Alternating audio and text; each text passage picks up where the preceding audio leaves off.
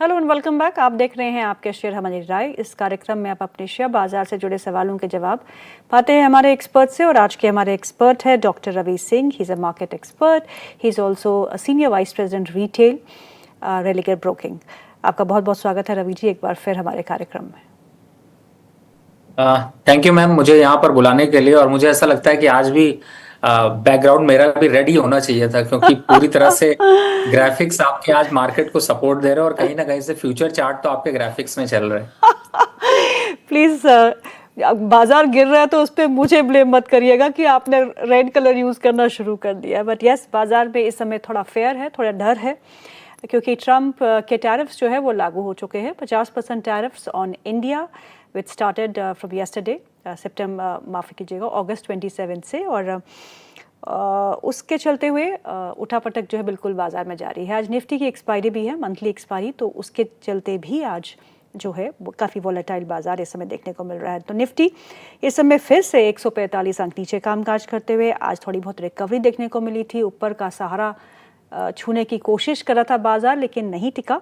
एक बार फिर करीब करीब 150 अंकों की गिरावट अब इस बाजार में देखने को मिल रही है। वहीं अगर हम बैंक निफ्टी को देखें तो 400 अंक नीचे कामकाज करते हुए सेंसेक्स में 500 अंकों की गिरावट देखने को मिल रही है। और Nifty mid cap Nifty index अब करीबन 0.75% यानी कि करीब करीब 1% की गिरावट के साथ इस समय मिड कैप इंडेक्स यहाँ कामकाज करते हुए स्मॉल कैप इंडेक्स में भी दबाव देखने को मिल रहा है। सो ब्रॉडर मार्केट्स जो है आज ज़्यादा स्ट्रेस में है विज़ द बेंचमार्क्स। पर चौतरफा बिकवाली तो नहीं कहेंगे, पर स्ट्रेस ज़रूर है बाजार में। उभर पाएगा या नहीं ये जानते हैं रवि सर से।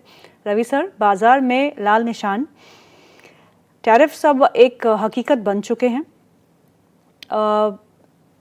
सरकार कदम उठा रही है, कोशिश कर रही है, कितनी सफल रहती है देखना बाकी है। कंजम्पशन स्टोरी प्ले आउट हो रही है, auto is doing well, IT फिर से डंप किया जा रहा है आज। ऐसे माहौल में आपको बाजार की दिशा क्या लगती है? आप as a if you were the investor तो आप क्या सोच के इस बाजार में कदम रखेंगे? मैम, आपने बहुत सही समय पे बहुत सीधा सवाल पूछा है, जो कि वाकई में हर इन्वेस्टर, रिटेलर, ट्रेडर सबके मन में ये सवाल होगा। और मैं आपको बताऊं तो आज सुबह से मैं ये सारी एक्सरसाइज कर रहा था, यही सवाल समझने के लिए कि इसका जवाब क्या होना चाहिए। मैं बहुत सिंपल वे में जाता हूँ। पहला कि देखिए, इसमें ये क्लियर है कि मार्केट में पैनिक सिचुएशन खड़ी हो रही है और 25,200 अब एक रेजिस्टेंस, और लोअर साइड पर 24,000 से 23,800 तक मार्केट ओपन है, नीचे ओपन ही है।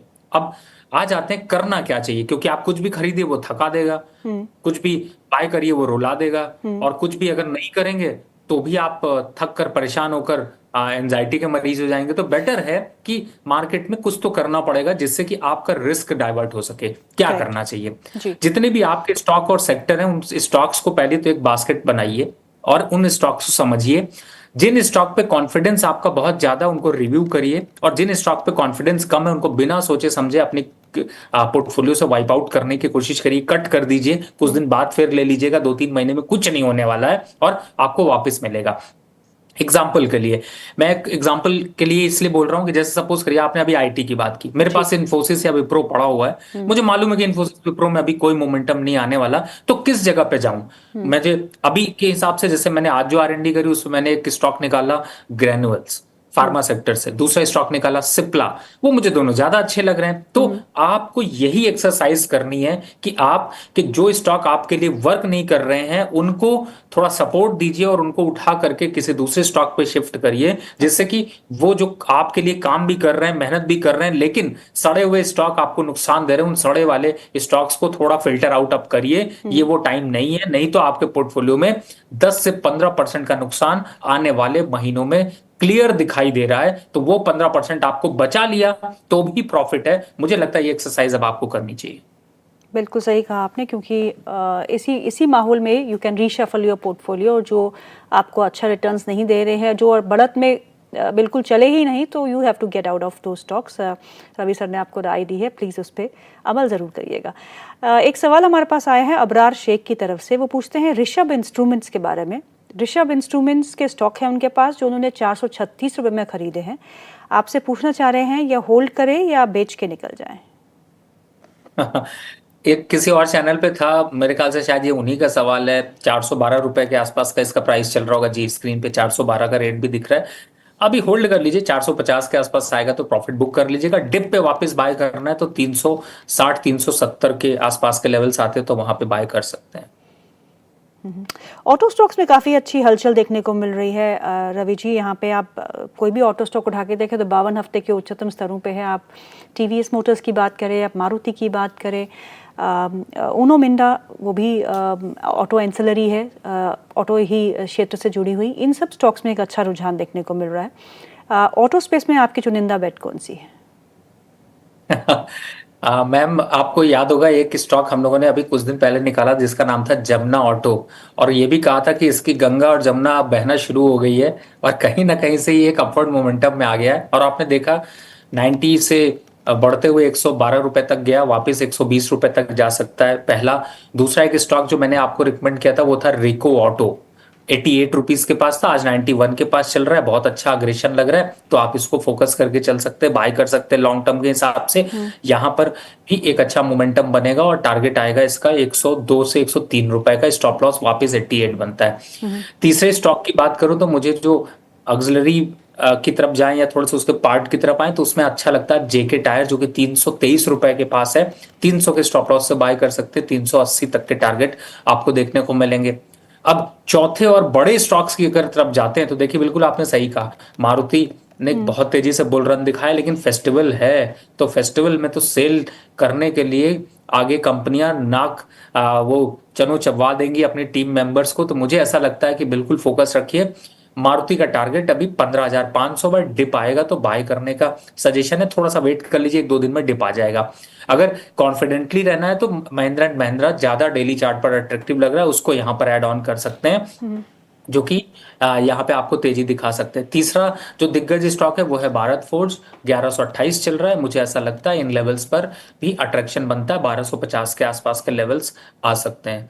तो मुझे लगता है कि आप स्टॉक की बौछार मैंने करी है और आपने पोर्टफोलियो को रीशफल आप करिए। चलिए, अब सवाल जवाब का सिलसिला हम और शुरू करते हैं। एक सवाल तो हम ले चुके हैं, दूसरा सवाल जो है वो है बहुत सारे सवाल है, कौन सा लूँ? उनो मिंडा पे ही सवाल है, इंजीनियर अनिल कुमार पटेल जी का। वो पूछते हैं, उनो मिंडा 1200 के लेवल पे बाइंग किया है, 1 महीने का व्यू रखते हैं, स्टॉप लॉस और टारगेट क्या हो सकता है? देखिए, इस समय उनो मिंटा चल रहा है आपका 1294, लगभग 1300 के पास। स्टॉप लॉस रख लीजिए 1270, टारगेट रख लीजिए 1350। तेज है तो सलाम करते रहिए, चलते रहिए, आगे बढ़ते रहिए। अखिलेश यादव का सवाल है, वो आपसे मांगते हैं व्यू आरईसी पे। 52 वीक लो पे है आरईसी सर, अब इस स्टॉक पे क्या करना है? देखिए, आरईसी लिमिटेड इस समय अगर मैं देखता हूं तो कहीं ना कहीं से थोड़ा चैनल खो चुका है अपना, और इसके जगह पे एक स्टॉक सजेस्ट करूंगा, पीटीसी या पीएफसी, उसकी तरफ चले जाइए। इस स्टॉक से अभी थोड़ी सी दूरी और बना लीजिए। 320 का स्टॉप लॉस बनता है, लेकिन 320 आने के संकेत ज्यादा दिखाई दे रहे हैं। ओके। संत राज यादव जी का सवाल है, वो पूछते हैं, नमस्कार सर, मेरे पास एनएसडीएल अच्छा है नहीं, खरीदना चाहते हैं। एनएसडीएल, सीडीएसएल, बीएससी और लेमन ट्री होटल में से लॉन्ग टर्म के लिए कौन सा स्टॉक खरीदना सही रहेगा? बढ़िया है मैम, कॉफी वॉफी पीजिए आराम से, हमें भी पिलाइए, और कुछ दिन और वेट करते हैं। एनएसडीएल मैं टाइम पास इसलिए कर रहा हूँ, कहने का आंसर एक बार में ही समझ में आ गया। एनएसडीएल, बीएससी, एमसीएक्स या फिर सीडीएसएल, इन पे अभी आपको थोड़ा वेट करना चाहिए। करेक्शन वाइज मैं एक एक करके लेवल बताऊं, बहुत लंबा होगा। इन सारे स्टॉक्स में भी कम से कम 5% का करेक्शन सामने के लेवल से दिखाई दे रहा है सेबी के डिसीजन के बाद। तो जस्ट वेट एंड वॉच, और 5% के आसपास करेक्ट आ जाता है तो मैम को बोलिएगा बैकग्राउंड चेंज करें, ग्रीन पे लाएं और मार्केट ग्रीन हो। कोशिश जरूर करूंगी। दिलीप व्यास का सवाल है, वो पूछते हैं कि रिको ऑटो में क्या फ्रेश एंट्री कर सकते हैं? अब मैम अभी मैंने बताया 91 चल रहा है, बिल्कुल फ्रेश एंट्री बनती है 88 की स्टॉप लॉस से, टारगेट होगा 102 रुपए का। अगला सवाल जो है, नाम नहीं लिखा है पर बड़ी अकलमंदी की बात कर रहे हैं, कह रहे हैं, don't sell equity shares, market going down, companies are not getting closed. इस पे आपकी क्या राय होगी? देखिए, मैं किसी कंपनी का ना प्रमोटर बनने की राय बिल्कुल नहीं देता हूँ। Be practical, this is a market, market can do anything. वो एक दिन में आपको राजा भी बना सकती है, अगले दिन आपको रंक भी बना सकती है। तो मेरे हिसाब से be practical and be futuristic, trade with a stop loss, this is a simple strategy. Narayan Malpan ji का सवाल है, वो पूछते हैं कि दो स्टॉक से पूछ रहे हैं। एक है Som distillery, technical levels to buy, और दूसरा है IFCI, बाइंग रेट है 55 रुपये और क्वांटिटी है 15,000। Should I add more at current levels? एक तो IFCI के बारे में बताइए और दूसरा सोम डिस्टिलरी के बारे में। देखिए, इस समय अगर मैं सबसे पहले आपका सोम बिस्लरी दे दूं, तो इस पे बाय के बिल्कुल संकेत नहीं दिखाई दे रहा है। 128 के आसपास के लेवल और दिख सकते हैं, तो थोड़ा वेट एंड वॉच। और जहां तक IFCI की बात है, BSC नहीं, उन्होंने IFCI बोला, BSC फिलहाल वेट कर लीजिए, 2000 के नीचे के लेवल आने वाले हैं। IFCI की जहां तक बात करें, उसमें भी थोड़ा सा करेक्शन है, और मुझे ऐसा लगता है कि अभी 2 से 3% का करेक्शन होने के बाद शायद अट्रैक्शन होगा। लॉन्ग टर्म पोजीशन है तो होल्ड रखिए, लेकिन शॉर्ट टर्म पे एंट्री नहीं बनती। ओके। शिवांश का सवाल है, वो आपको गणेश चतुर्थी की हार्दिक शुभकामनाएं भेज रहे हैं और बोलते हैं कि उनके पास जमुना ऑटो के शेयर है जो उन्होंने 109 के भाव पे खरीदे हैं, और वोडाफोन आइडिया है जो उन्होंने 7 रुपये 15 पैसे पे खरीदा है। सोनाटा सॉफ्टवेयर भी है जो उन्होंने 398 के रेट पे खरीदा है। इन तीनों में ही आपकी राय क्या होगी? टारगेट्स और स्टॉप लॉस क्या हो सकते हैं? पहले तो आपको भी और आपके दर्शकों को भी गणेश चतुर्थी की बहुत बहुत शुभकामनाएं। और सर, अच्छा लगता है आप लोग ऐसे जब शामिल करते हैं, ऐसा बोलते हैं। सोनाटा सॉफ्टवेयर में 340 के आसपास आता है, तो यहाँ पर बिल्कुल बाय और कर लीजिए, क्वांटिटी इंक्रीज कर लीजिए, क्योंकि ये वापस से 420 440 के लक्ष्य दिखा देगा, घबराने की कोई दिक्कत नहीं है। और बाकी जो दो स्टॉक हैं, जैसे वोडाफोन है, थोड़ा सा सबके पास खबर होती है, हमारे पास भी कोई खबर नहीं है, लेकिन हाँ, ये है कि अभी 7 रुपए 10 15 पैसे तक तो आ जाएगा, तो वेट एंड वॉच कर लेते हैं। और तीसरे स्टॉक को देखते हैं, तो मुझे लगता है उसको भी यहाँ पे थोड़ा सा वेट एंड वॉच करेंगे, बट कुछ एड ऑन या कुछ डिस्क्रीज या एग्जिट नहीं करेंगे, तो just wait and watch. Add on सिर्फ आपको सोनाटा सॉफ्टवेयर में करना है। अगला सवाल जो है वो शेखर जी का है, वो हमें उज्जैन से लिख रहे हैं। उनके पास NIACL के शेयर है। वो पूछ रहे हैं कि रवि सर की राय जानना चाहता हूँ, प्लीज उनसे ये सवाल जरूर पूछिएगा। न्यू इंडिया इंश्योरेंस और बढ़िया स्टॉक है सर, 190 रुपए चल रहा है, लॉन्ग टर्म के हिसाब से बाय कर लीजिए। और मुझे ऐसा लगता है कि अगर लॉन्ग टर्म में 240 रुपए बड़े आसानी से आ सकता है, जो कि रिटर्न के हिसाब से 20% से ऊपर के रिटर्न होते हैं। मौका है तो फिर चौका भी मारिए, धीरे धीरे करके एक्युमुलेट करिए, घबराने की कोई दिक्कत नहीं है। ओके, अगला सवाल ले लेते हैं। और बहुत सारे सवाल हैं, अब कौन सा ले, क्योंकि मैक्सिमम में तो यही है कि ऑटो स्टॉक्स में क्या करें। तो ऑटो स्टॉक्स पे हम राय रवि सर की पहले ही ले चुके हैं और बहुत सारी राय ले चुके हैं, बेस्ट पिक्स भी ले चुके हैं। तो प्लीज़ आप इस प्रोग्राम की रिकॉर्डिंग ज़रूर देखिएगा, तो आपको मालूम चलेगा कि ऑटो स्पेस में इस समय क्या खरीदना है। अगला सवाल जो है वो IOC पे है। वो पूछते हैं कि IOC के शेयर उनके पास पड़े हुए हैं, लंबी अवधि के लिए क्या करें? देखिए, 138 चल रहा है, 132 के लेवल अगर मिलते हैं तो मैं कहूंगा लंबी अवधि में। और एड ऑन मैं बार बार क्यों कहता हूँ, आप लोग ना क्या करते हैं, पहले तो मैं आपको एक चीज के लिए धन्यवाद कर दूं।